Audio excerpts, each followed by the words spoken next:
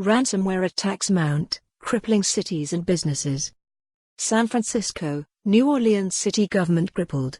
A maritime cargo facility temporarily closed. Hospitals forced to turn away patients.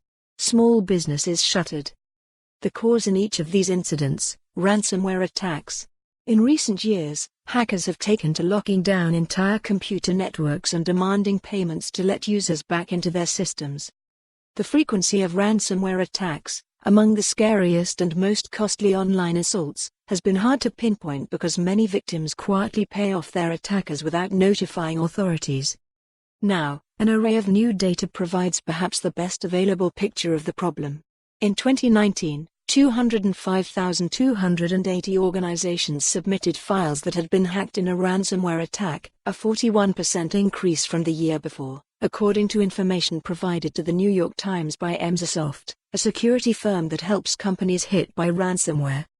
The average payment to release files spiked to $84,116 in the last quarter of 2019, more than double what it was the previous quarter, according to data from Coveware, another security firm.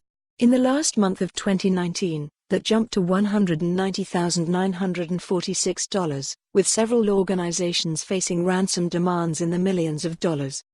Security experts say that even these numbers underestimate the true cost of ransomware attacks, which have disrupted factories and basic infrastructure and forced businesses to shut down.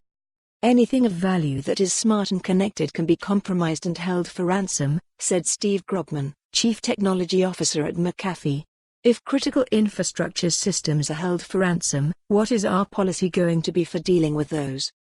The data from the security companies and the number of recent ransomware incidents show a dramatic escalation for a type of attack that, just a few years ago, was mostly directed at individuals, who had to pay only a few $100s to get their files back.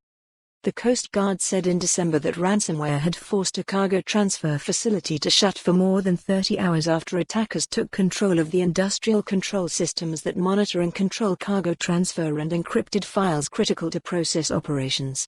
The Coast Guard did not reveal the location of the facility. The city of New Orleans, one of dozens of cities hit by ransomware over the last year, was attacked with similar ransomware late last year and is still conducting many operations on paper, with police officers recording incidents manually. Cities appeared to be high on the target list because they are among the only victims who have to report the attacks. In reality, public sector organizations represented only around 10% of all victims last year, Coveware said. Barclays and several other banks are still unable to make foreign currency conversions for custom. For more on this story, visit the news article link.